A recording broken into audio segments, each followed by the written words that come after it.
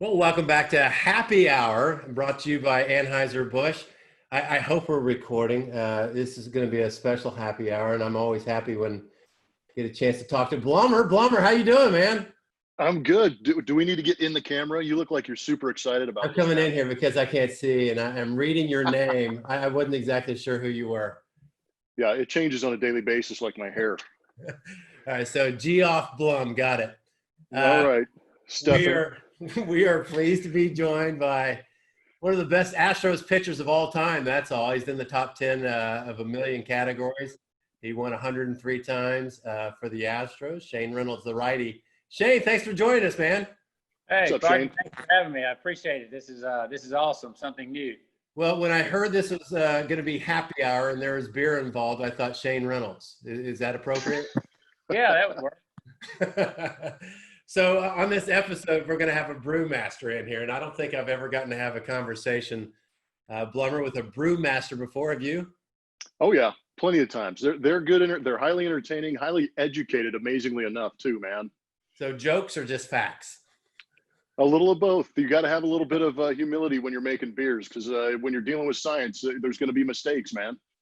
All right, Shane, I know you've been following the Astros lately. The trade deadline has come and gone. I'm interested in both of you guys' take on a team that's in contention. The Astros look like they're going to make it to the playoffs once again, but the trade deadline comes and goes.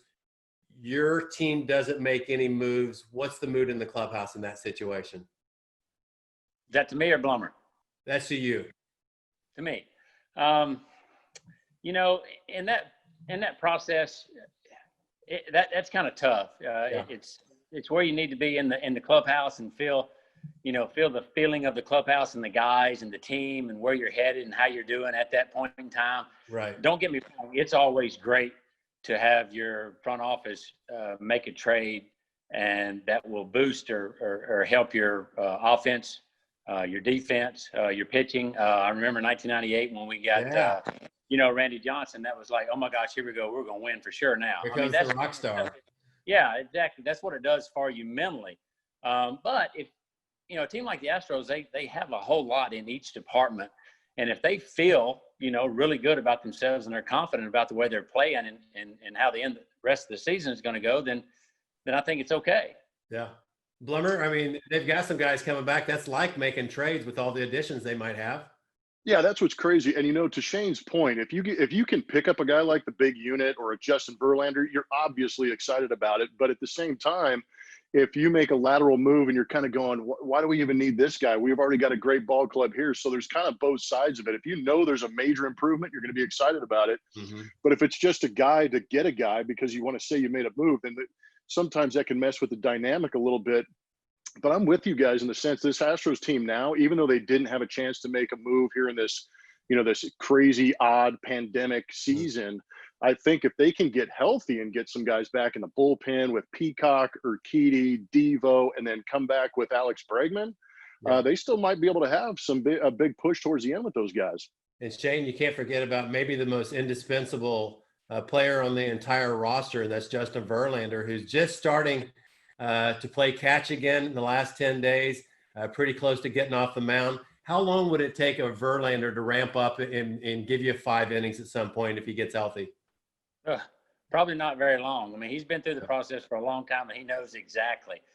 He was 100%, and then he had the little, problem. So, him coming back for the playoffs towards maybe the end of the season and the playoffs is just like, making a huge trade. So that would be huge for the Astros. I don't think it would take him all that long for him to be able to come back and give you 4 or 5 innings and then hopefully help you a lot in the playoffs. And Blummer, what about Bregman? How long timing wise for Bregman?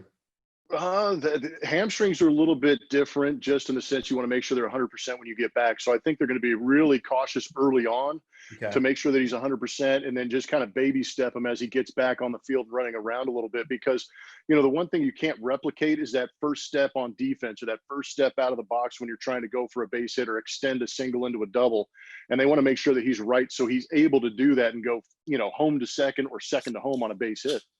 I want to ask you this. Why can't you replicate that in practice or when you're going through testing with your trainer in your trying to push off and things like that. Why can't you replicate what you do in a game? Because you can't replicate urgency and panic. That's the only way. That's a good way to put it. I feel like I pitched with panic my entire career, Shane. Yeah. If I had your stuff, I would too. That's exactly right. Hey, Shane, this has been a unique year. We talked about Justin Verlander's injury, and it's given the opportunity for a lot of rookies to come into this clubhouse. A lot of them coming out of that bullpen. When you were a rookie, was there a mentor or a guy that really kind of took you under his wing, or how did you navigate that rookie season? The rookie season, being able to come out of the pen, I think helped me prior to getting in the start of the rotation, to be honest with you, just by getting the feet wet, by getting an inning or two here and there, and then being able to start. I think Pete Harnish went on the DL, and I was able to get in the starting rotation. And I think starting in the bullpen helped me more than just, starting as a starting pitcher, to be honest with you, that year. That helped tremendously. And we had some veteran guys down there that were awesome, that were willing to help young kids like myself. So that helped me tremendously. Okay, guys. We're at the ballpark broadcasting these games from the booth. In the corner of our eye, and sometimes when a foul ball shoots up in the right field corner, we see something new. It hasn't been able to get utilized yet for the Astros, but man, it looks shiny and it looks expensive. It looks like a lot of fun up there. Can you explain a little bit? Yeah, I believe you're talking about the Michelob Ultra. I'm not sure if they called it a lounge or the upper deck, but I think ground actually broke on that project when Yordan Alvarez hit a home run up there. and he hit a ball that deposited in that far reaches of the right field corner at Minute Maid Park. But it looks great. It looks like, you're trying to create an atmosphere where it's a communal atmosphere, and you can mingle a little bit. You can watch some TV on the big screens. You can enjoy your favorite Michelob Ultra or beverage, and then you can turn around and watch a big league ball game. But I also think that they did a good job in accessing that Michelob Ultra Lounge. They added another staircase, which we know from watching games in center field is a pretty good spot to watch a ball game. And people actually, plant themselves right there, enjoy a drink, and watch some Astros baseball. It looks like a lot of fun.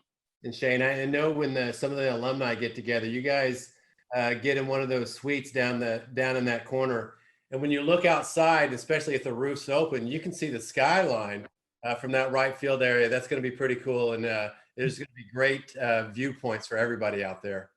Oh, it's great. It's a great place to watch a baseball game for sure at that park. And they're just only making it better by adding situations like this.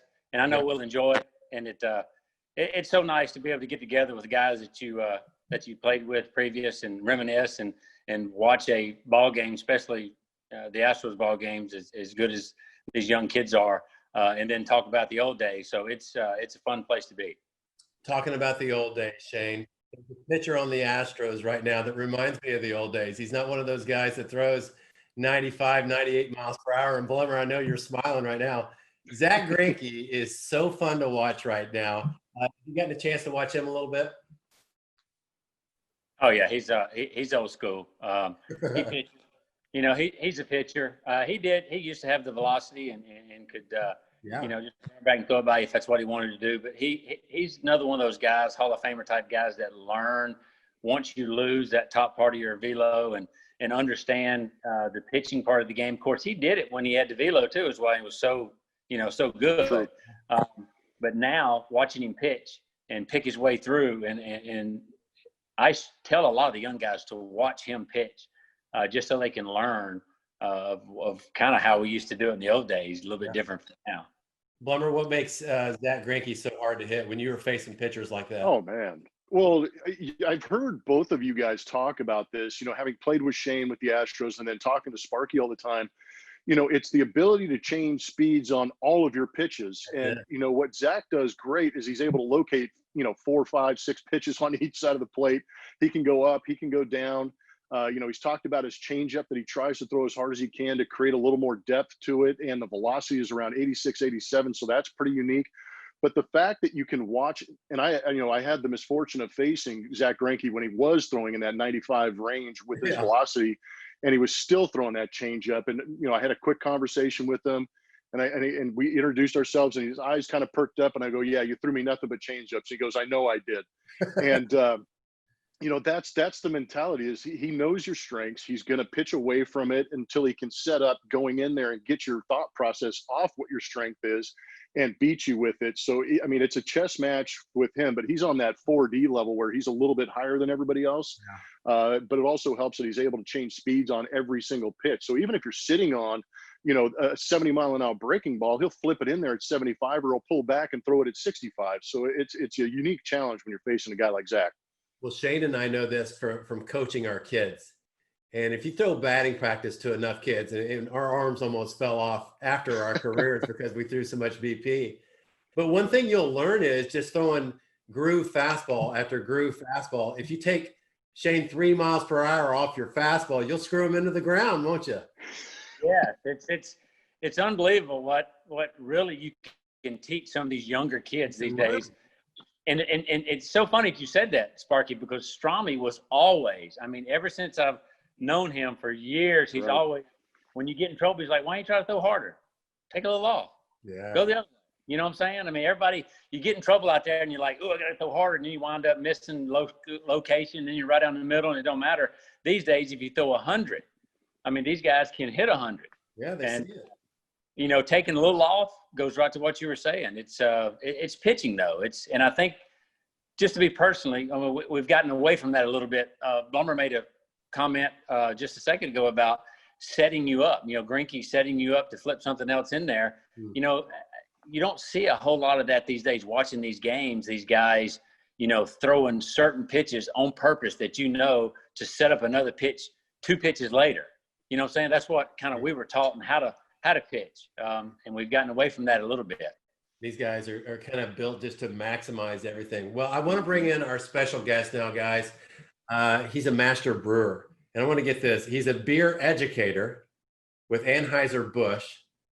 And he's a certified cicerone. Ooh. So you can use that in the broadcast next time the Astros play. Cicerone, C-I-C. Are you going to give us a definition? So I would imagine it's somebody who knows a whole lot about beer. So we're gonna bring in Josh Lindsay, and maybe he can tell us what a cicerone is. But Anheuser-Busch, it's Josh Lindsay. So come on in, Josh. Hey, how's everybody doing? We're doing great. How you doing, Josh? The Karbach Brewing shirt on. Awesome. It looks like a bowling shirt. Is your name there too, Josh? Yeah, I got to make sure people know who I am. Sometimes I like to throw a nickname, especially if I'm causing some mayhem. But today I've been on my best behavior. All right, Josh Lindsay, what's your nickname? Well, I got a couple. I went to school up in Colorado, and so being a Texas boy, I picked up Tex, which is always a fun one to have. Oh yeah. But also known to put a couple back. So there's a couple other ones I won't share on this call. All right, what's a cicerone? C-I-C-E-R-O-N-E. I don't think I've ever seen that word. Is it just the master brew? I thought he pitched for the Astros in the 80s. Hey, we got some throwbacks to those times for sure. No, so a cicerone is basically the beer equivalent of wine. So in the wine world, they refer to them as sommeliers. From a beer standpoint, we're referred to as cicerones. And just like wine, we have 4 levels. I'm currently at the 2nd level as a certified cicerone, and there's about 4,100 of us in the world. Wow. So not a huge number, but also not a tiny number either. All right, I want to remind folks at HEB in the coming weeks, you can mix and match your beers. Anheuser-Busch sent Blummer and Shane and I some beers, and you're going to help us through a little taste test. But you can mix and match your 6-packs at the grocery store. Here's a Stella, here's a Ultra Pure Gold, here's a Crawford Bock, a Love Street, regular Budweiser, and a Hopadillo with Karbach. So all of those are with the Anheuser-Busch family, and you've got a chance to mix and match some of your favorite beers. And if you want to do 3 and 3 or whatever you want to do, you got that opportunity. But let's take us through a little tasting tour right now, if you don't mind, Josh. Yeah, for sure. You know, normally we'd like to have somebody from all of the breweries that we're talking about today, but unfortunately it's a little tough to do that. So, you know, I know a lot about the Karbach beers. I was able to get some notes from some of the other brewers. So really excited to jump in. So I figured we'd start with Stella. Any opposition? Perfect. No, that's great. Go easy. This All is right. the first time Geoff has tasted beer. Perfect. Yeah. Well, you know, I think the Sober. key element of beer is people are pretty familiar that, you know, it comes in a can or a bottle, right? And one thing I like to kind of harp on is there's not really a beer in the world that's meant to be drank out of the can. You know, pouring into a glass really is going to reveal what that beer is all about. Okay. It's going to release the carbonation, which a lot of people say, oh, when I drink beer, it bloats me out. Well, if you don't release that carbonation in your glass, it's going to release in your stomach. Oh. The other thing is you get a lot of these really unique aromatics when you pour it into a glass. So, you know, just bringing it up to your nose and taking a couple sniffs. Oh, it is like wine. Yeah, I mean, then there's a lot of nuances as well. I think a lot of people think, you know, beer is always this fizzy yellow liquid, and there is some of that, but there's a lot of really unique attributes as well. So starting with Stella, you know, this beer comes from Leuven, Belgium. It's actually one of the original lagers that came out of Belgium.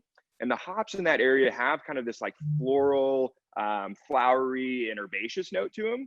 So you might pick out some of that, but it's also just dang refreshing. Okay. Another cool thing that I didn't know, but like I said, they sent me over some notes here is Stella is actually the Latin word for star. And then Artois refers to the last name of the founding brewmaster, which is Sebastian Artois. So, you know, this beer has been around since 1366. There's a ton of history behind it. And to kind of understand where the naming comes from and the fact that this brand is still out there doing some great things and showing up in opportunities like this is just a testament to how far beer can travel. Fantastic. All right, let's go to the next one. What do we got? Yeah, I think let's jump into Ultra Pure Gold. Okay.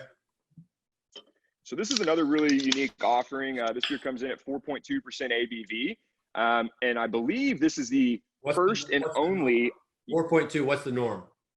That's about what you're expecting on most American lagers, American light lagers. You know, you kind of bounce between 4.2 to 4.6. But this beer is actually USDA certified organic.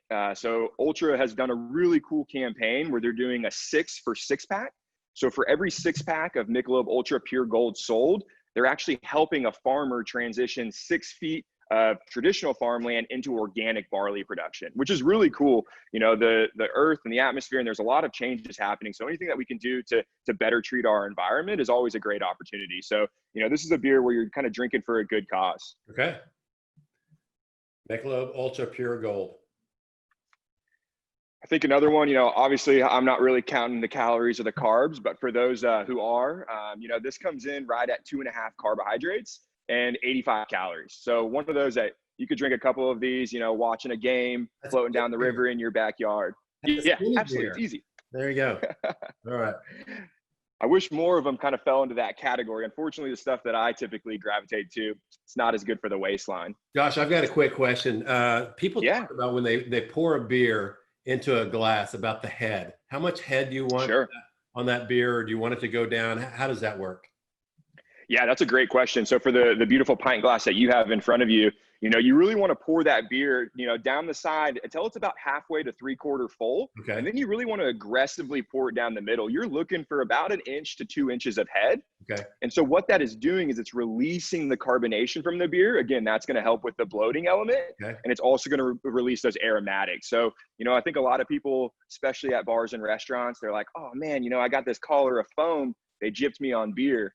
But in reality, it's going to make for a much better experience. And you'll go from only being able to drink in one beer and feeling full to maybe having a couple more, spending more time with your friends and family. With a better taste, right?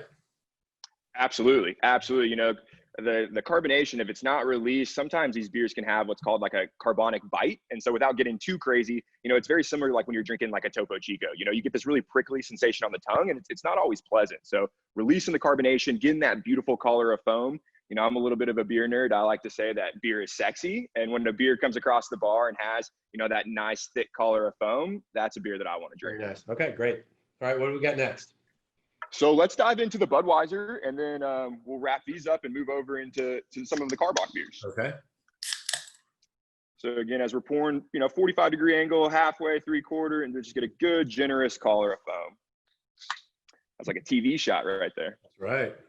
We're here for you. So Budweiser, another brand that's been around for a long time, predates Prohibition. It was first brewed in 1876. And one of the really unique elements to this beer is really Budweiser's commitment to quality. I was able to experience this. I was visiting St. Louis and got a chance to go by the brewery, which is absolutely beautiful. And every day at 3 p.m., all of these very professional tasters, highly trained tasters, are tasting products across all 12 North American Anheuser-Busch breweries. And that's including, samples from the brewery here in Houston. So they're so in tune with the beer that if the water's slightly different or if something didn't fit right, they'll be able to pick that up immediately and say, hey, this brand doesn't fit our standards. So it's kind of cool that you can get Budweiser all over the world and it all tastes the same. How do you apply for that job? I asked. I think I've got a pretty cool thing going, but every day at 3 to just sit back and kill some cold frosties sounds like a good day. Blummer does that, and he doesn't even work there. I know, seriously. It's a good gig. We'll see if I can call you in a favor and get you on the team. Believe it. Well, cool. So of those 3, anything stick out to you? Anything that you liked a little bit more, a little bit less? They were all distinct. My favorite of those 3, Shane, what do you like? I like the Stella the best. It had a very unique flavor to me. I like the regular Budweiser the best. Okay. I'm a Stella guy too. Josh said it though. The refreshing ice cold Stella can't be beat, man. Yep. Yeah, especially when it's in that beautiful chalice. Again, that's just another good element to it. But I think all 3 of these beers, great beers to be drinking at the stadium, watching a game, spending time with friends and family, and being able to, have a couple of them before we're having to take a little afternoon siesta. There you go. Bingo. Amen. So let's jump into the beer that Karbach did with the Houston Astros. Let's crack open a Crawford Bock. Okay. Yes, please. So this is actually a really fun beer. We were super excited for the opportunity to work with the team and the Houston Astros Foundation. So for those who aren't familiar, Crawford Bock is a beer that we brewed in collaboration with the Houston Astros, but a portion of the proceeds are actually benefiting the Houston Astros Foundation, which is a cause that is near and dear to our hearts. Best can, right? Oh, it's so if you're looking for noticeable on the shelf, that's going to get you every time. That's the best.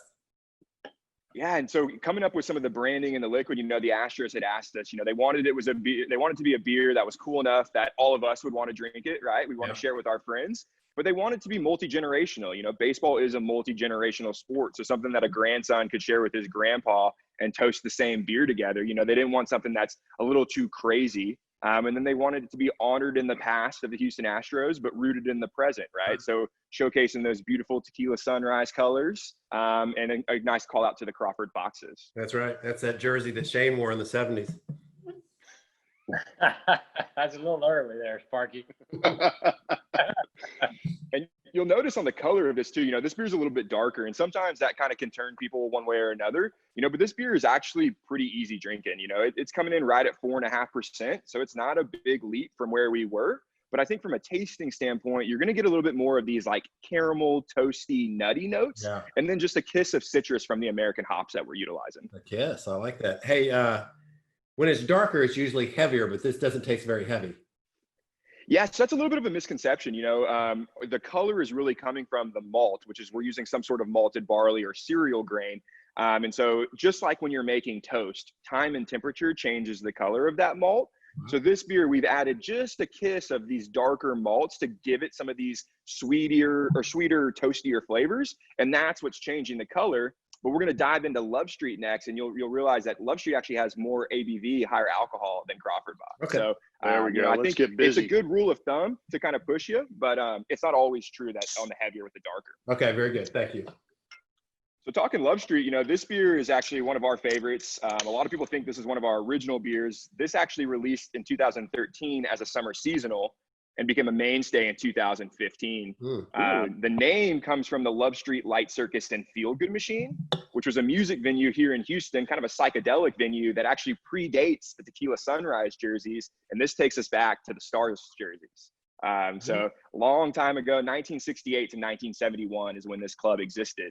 And when we were trying to come up with a name for this beer, we wanted it tied into the Houston community. And one of our founders, Chuck Robertson, had remembered some of the psychedelic fun times that he had at the club. And so the name just worked for this nice, easy, refreshing beer. So it's our most popular beer, hands down. Cheers to psychedelic. Believe it. And how do you, so this one tastes a little bit lighter than the Crawford Bach, but how do you get the higher ABV in these things? Correct. Yeah. So, you know, the ABV is really driving from the fermentable sugars that come from the malt, right? So it's a common misconception, and the brewers love it when I say this, that brewers make beer. They don't. They make sugar-rich liquid called wort, W-O-R-T, and then we add our really good friend, our yeast, and the yeast consume those sugars. So by having more available sugar in a beer like Love Street versus Crawford Bach, that's going to give us more alcohol. Nice.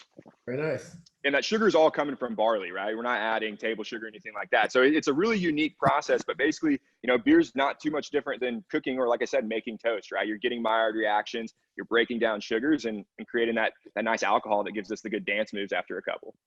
You're an unbelievable cicerone. Hey, man, like I said, you know, happy hours are few and far between these days. So I wanted to jump at the opportunity to spend some time with y'all. So we're going to really bump it up here and kind of wrap this up with some Hopadillo. Yeah. Now, this is one of the beers that we started with in 2011. So for anybody who's been following Karbach, you're probably really familiar. What was the first year? But this is our American IPA. What was the first year Karbach came out with some stuff? So we sold our first keg September 1st of 2011. So we just celebrated our 9-year. Wow. Really exciting, you know, and again, a testament to the community. You know, we wouldn't have been able to be here without the support from our fans and our local community that's allowed us to grow, you know, to our footprint now.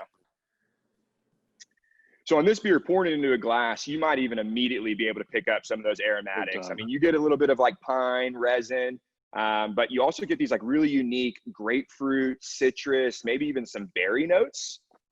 So all of that is coming from, you know, the use of hops. And in this beer, we're actually utilizing hops from 3 different countries. So you get a big variety of what hops can contribute to beer. So a lot of times people will taste this and say, oh, they put grapefruit in it. But in reality, that's just coming from, you know, this green plant material that contains essential oils that replicate those flavors and aromas. It's outstanding.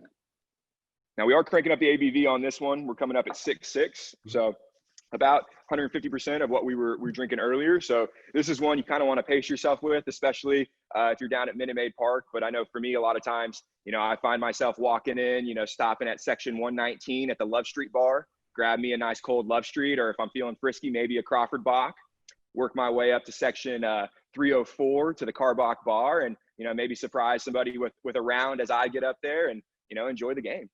Dude, that was awesome. That was very educational. That was very cool. Nice job. You act like you've done this before, Josh.